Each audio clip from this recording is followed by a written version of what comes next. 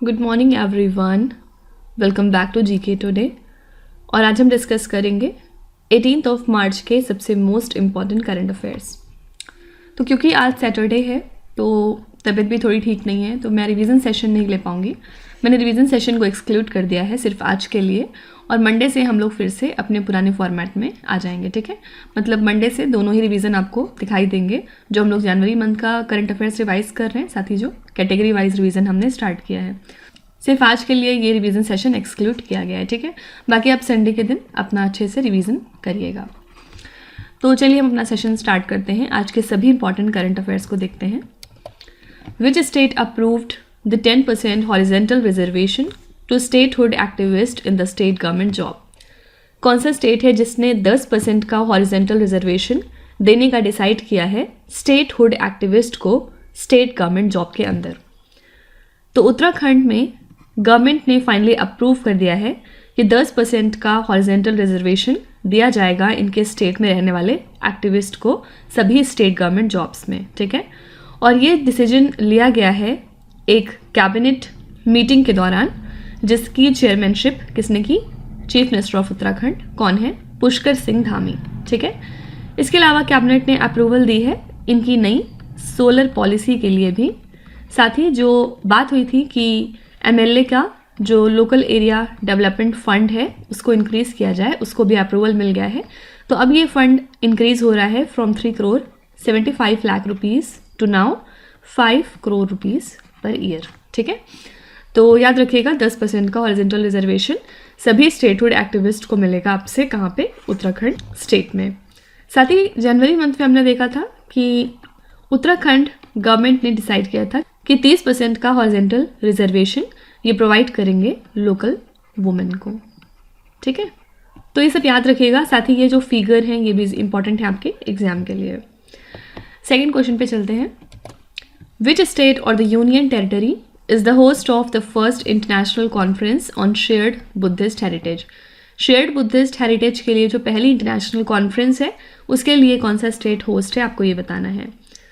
तो जो पहला इंटरनेशनल कॉन्फ्रेंस है ऑन शेयर्ड बुद्धिस्ट हेरिटेज, ये हाल ही में स्टार्ट हुई थी नई दिल्ली में, और इसको ऑर्गेनाइज किया गया है with a focus on India's connection with Shanghai Cooperation Organisation Nations.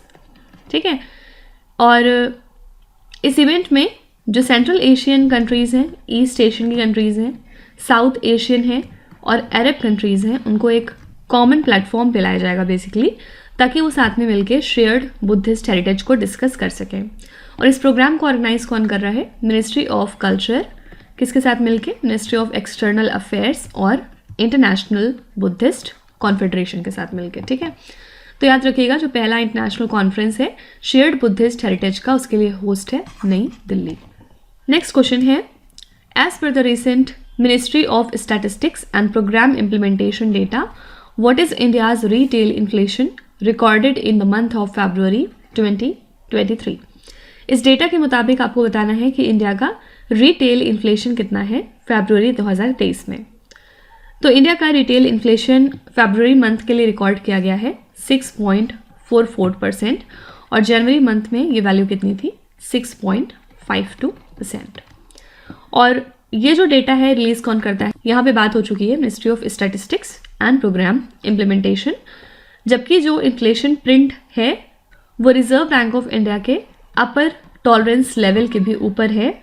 इनका अपर टॉलरेंस लेवल था 6%, और ये दूसरी बार है जब ऐसा हो रहा है। ठीक है, तो बस याद रखिएगा कि फरवरी मंथ के लिए इंडिया का रिटेल इन्फ्लेशन रहा 6.44%।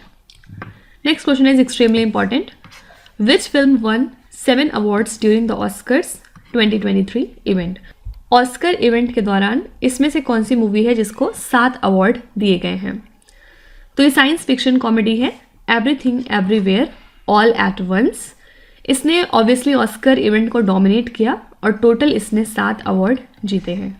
ठीक है, और इसमें कौन कौन सी कैटेगरीज आती हैं? लाइक सबसे पहले इनको बेस्ट पिक्चर का अवार्ड मिला। ठीक है, उसके बाद सेकंड इनको बेस्ट एक्ट्रेस अवार्ड दिया गया, इसमें जो एक्ट्रेस थी वो बेस्ट एक्ट्रेस साबित हुई। थर्ड इसमें जो डायरेक्टर थे वो बेस्ट डायरेक्टर साबित हुए। बेस्ट सपोर्टिंग एक्टर का अवार्ड भी इसको दिया गया। साथ ही बेस्ट सपोर्टिंग एक्ट्रेस का भी अवार्ड इनको मिला है। फिर इसके बाद बेस्ट एडिटिंग का अवार्ड दिया गया इनको, और एक लास्ट कैटेगरी कौन सी रह गई, बेस्ट ओरिजिनल स्क्रीन प्ले। ठीक है, तो ये टोटल 7 कैटेगरीज थी जिसमें everything everywhere all at once movie ने डिफरेंट अवार्ड्स को जीता है। और कल हमने क्या पढ़ा था, इंडिया की कौन सी डॉक्यूमेंट्री है जो पहली डॉक्यूमेंट्री इंडिया की बन चुकी है जिसने ऑस्कर अवार्ड जीता है, ये है द एलिफेंट विस्परर्स, राइट। कल ही हमने इसके बारे में चर्चा की थी। और साथ ही जो एक सॉन्ग है इंडिया का, नातू नातू, कौन सी मूवी से, RRR, ये पहला इंडिया का फिल्म सॉन्ग बन चुका है जिसको ऑस्कर दिया गया है। ठीक है, ये सॉन्ग आप ज़रूर सुनिएगा, आप बहुत एंजॉय करेंगे इस सॉन्ग को सुनने पे। तो ये सारे क्वेश्चन आपको ऑस्कर से रिलेटेड ज़रूर याद रखने हैं। Okay, what is the name of the cyclone that has caused winds and torrential rain in Malawi and Mozambique. आपको बताना है कि उस साइक्लोन का नाम क्या है जिसकी वजह से मलावी और मोजाम्बिक कंट्रीज़ में बहुत ज़्यादा विंड्स और टोरेंशियल रेन देखे गए। इसका नाम है साइक्लोन फ्रेडी, नॉट फेडी, फ्रेडी। ठीक है, साइक्लोन फ्रेडी ने हिट किया है मलावी और मोजाम्बिक कंट्रीज़ को, जिसके बाद यहाँ पे बहुत तेज़ हवाएं देखी गई और टोरेंशियल रेन्स भी देखे गए। ठीक है, और फ्रेडी फिलहाल लॉन्गेस्ट लास्टिंग स्टॉर्म बन चुका है एज पर द अथॉरिटीज़, और 11,000 लोग इसकी वजह से इफेक्टेड हुए हैं मोजाम्बिक और मलावी में as per the United Nations. Fine, तो बस याद रखिएगा कि मलावी और मोजाम्बिक को अफेक्ट करने वाला साइक्लोन, उसका नाम क्या है, उसका नाम है साइक्लोन फ्रेडी। नेक्स्ट क्वेश्चन है, IREDA is an independent government organisation which functions under which union ministry. आपको बताना है कि जो IREDA है ये एक इंडिपेंडेंट गवर्नमेंट ऑर्गेनाइजेशन है, किस मिनिस्ट्री के अंदर में ये काम करता है। सबसे पहले IREDA का फुल फॉर्म क्या होता है, Indian renewable energy development agency limited. ठीक है, फिर से सुनिए, Indian renewable energy development agency limited. और ये एक तरह की इंडिपेंडेंट गवर्नमेंट ऑर्गेनाइजेशन है जिसको फॉर्म किया गया था 1987 में।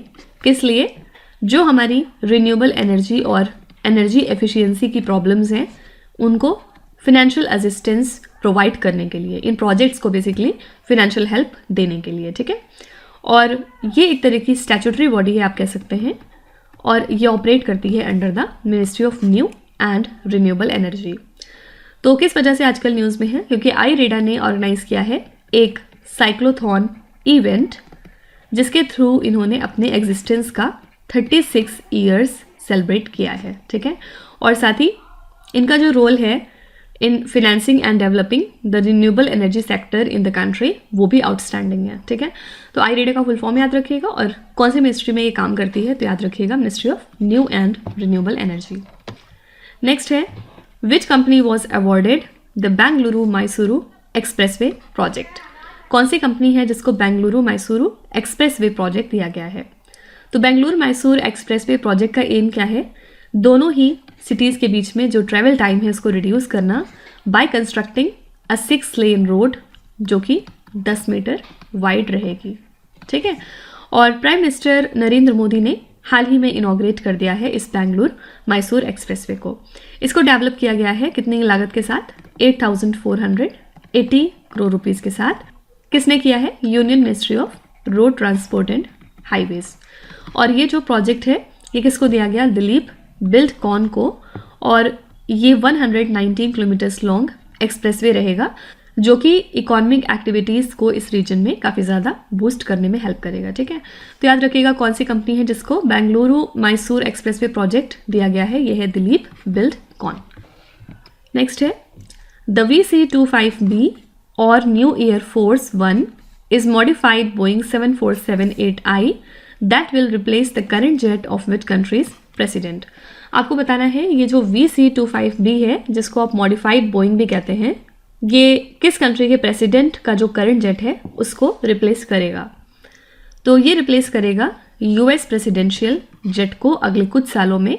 और VC-25B की बात करें तो ये एक मिलिट्री वर्जन है बोइंग 747 एयरलाइनर का, और इसको डिज़ाइन किया गया है for the purpose of presidential transport. ये रिप्लेस कर देगा जो करंट एजिंग फ्लीट है US प्रेसिडेंट का, और इसको ऑपरेट करेगा US का एयरफोर्स। ठीक है, in conjunction with marine one helicopters. तो याद रखिएगा कि जो VC-25B है ये US के जो प्रेसिडेंट हैं उनका करंट जेट जो है इसको रिप्लेस करेगा। नेक्स्ट है, India recently held a business forum cooperation for development and growth with which country? कौन सी कंट्री के साथ मिलकर इंडिया ने ये business forum cooperation for development and growth को एस्टैब्लिश किया है?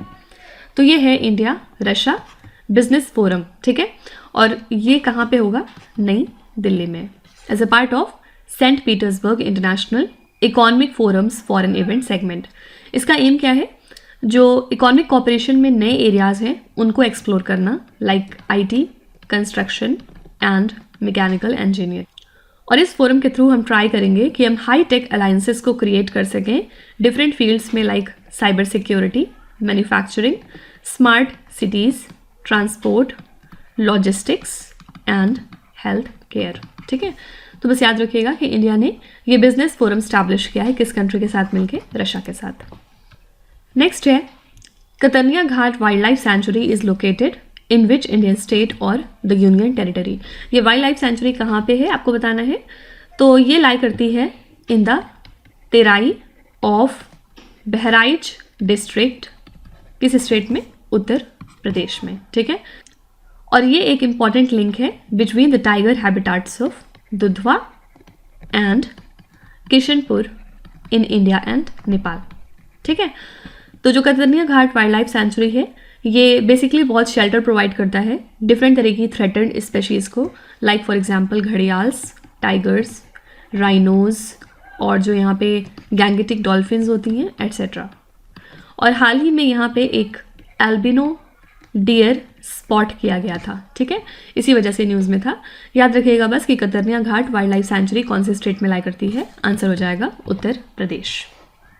नेक्स्ट क्वेश्चन है, which institution constructed the INS Sahyadri Shivalik class stealth multi role frigate?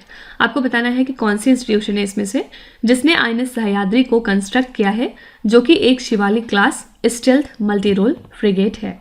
तो INS सह्याद्री एक तरह की Shivalik class stealth multi role frigate है जिसको कंस्ट्रक्ट किया है Mazagon dockyard ship builders limited ने। कहाँ पे? मुंबई में, ठीक है। इसको कमीशन कब किया गया था? 21 जुलाई 2012 को, और इसने ज्वाइन किया था ईस्टर्न नेवल कमांड को बेस्ड इन विशाखापट्टनम। और INS सह्याद्री की बात करें तो हाल ही में इसने पार्टिसिपेट किया है in a 2-day maritime partnership exercise with 2 French warships. कहाँ पे? In the Arabian sea, okay. तो बस याद रखिएगा कि मेजगॉन डॉकयार्ड लिमिटेड ने इसको डिज़ाइन किया है। नेक्स्ट है, which state government has tabled the right to health care bill? कौन सा स्टेट गवर्नमेंट है जिसने right to health care bill को फॉर्म किया है? ये है राजस्थान की स्टेट गवर्नमेंट।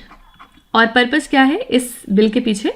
फ्री और अफोर्डेबल मेडिकल सर्विसेज पब्लिक और प्राइवेट हॉस्पिटल्स में प्रोवाइड करना, including the clinics and the laboratories. और इस बिल का एक और एम है कि वो गवर्नमेंट से चाहते हैं कि जो पब्लिक हेल्थ केयर सिस्टम है वो और मजबूत करे गवर्नमेंट, साथ ही वो एक ग्रीवेंस रिड्रेसल मैकेनिज्म भी इस्टेब्लिश करे जहाँ पे लोग अपनी कंप्लेंट्स को दर्ज करा सकें। और इस बिल में टोटल 20 तरह के राइट्स दिए गए हैं स्टेट रेसिडेंट्स को, जिसमें से राइट टू इन्फॉर्म्ड कंसेंट का भी बिल आता है और मेडिकल इंफॉर्मेशन की जानकारी लेना भी, ठीक है। तो बस याद रखिएगा कि right to health care bill कौन से स्टेट का है? आंसर हो जाएगा राजस्थान। नेक्स्ट क्वेश्चन है, Sariska tiger reserve which was seen in the news recently lies in which Indian state? ये कहाँ पे है आपको बताना है। तो सरिस्का टाइगर रिजर्व लाई करता है अलवार डिस्ट्रिक्ट में, राजस्थान स्टेट के, और ये कवर करता है एक एरिया कितना? 881 स्क्वायर किलोमीटर्स का। हाल ही में यहाँ पे एक 5 साल का टाइगर जिसका नाम है T113, इसको रीलोकेट किया गया है from the Ranthambore tiger reserve to the Sariska tiger reserve. Reason क्या था? ऑब्वियसली ताकि जो टाइगर पॉपुलेशन है सरिस्का में वो इंक्रीज हो सके। और प्रेजेंट में अगर बात करें तो सरिस्का टाइगर रिजर्व में 14 टाइगर्स मौजूद हैं, जिसमें से 10 फीमेल हैं, 7 मेल हैं और 7 बच्चे हैं शेर के कप्स, ओके। तो याद रखिएगा सरिस्का टाइगर रिजर्व कहाँ पे है? राजस्थान स्टेट में। अच्छा, आजकल आपने गहीरमथा मरीन सेंचुरी के बारे में भी काफ़ी कुछ सुना होगा। ये एक वेल नोन टूरिस्ट डेस्टिनेशन है। कहाँ पे? कौन से स्टेट में? उड़ीसा में। और ये एक प्रोटेक्टेड एरिया है मरीन वाइल्ड लाइफ के लिए, जिसको रिकॉग्नाइज किया गया है as the largest nesting beach for the olive ridley turtles. ठीक है, तो जो एनुअल एरिबेटा या फिर जिसको आप मास नेस्टिंग कहते हैं ऑलिव रेडली सी टर्टल्स की, ये हाल ही में शुरू हो चुकी है। कहाँ पे? गहीरमथा मरीन सेंचुरी में। और इस साल इंपॉर्टेंट बात क्या है कि जब एरिबेटा को एक्सपेक्ट किया जा रहा था उससे पहले ही ये मास नेस्टिंग शुरू हो चुकी है। ठीक है, तो बस याद रखिएगा कि गहीरमथा मरीन सेंचुरी कौन से स्टेट में लाई करती है? आंसर है उड़ीसा। लास्ट क्वेश्चन काफ़ी इंपॉर्टेंट है।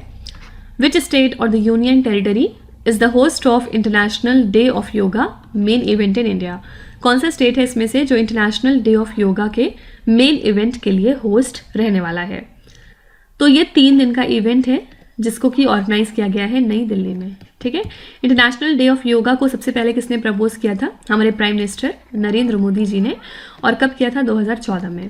उसके बाद में 2015 में यूनाइटेड नेशंस जनरल असेंबली ने भी इसको अडॉप्ट कर लिया था। और इसको हम ग्लोबली सेलिब्रेट करते हैं ताकि जो बेनिफिट्स हैं योगा के उनके बारे में अवेयरनेस क्रिएट की जा सके।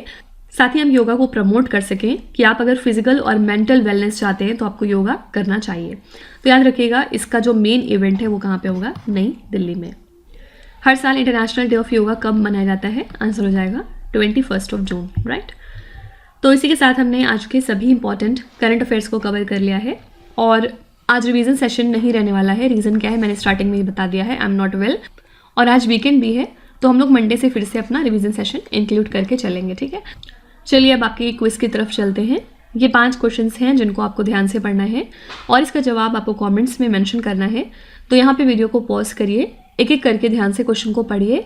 जो भी आपको आते हैं वेल एंड गुड, और जो नहीं आते कोई भी बात नहीं। विथ टाइम डेफिनेटली आपका स्कोर इम्प्रूव करेगा, बस आपको कंसिस्टेंट और परसिस्टेंट रहने की ज़रूरत है। So that's it for today.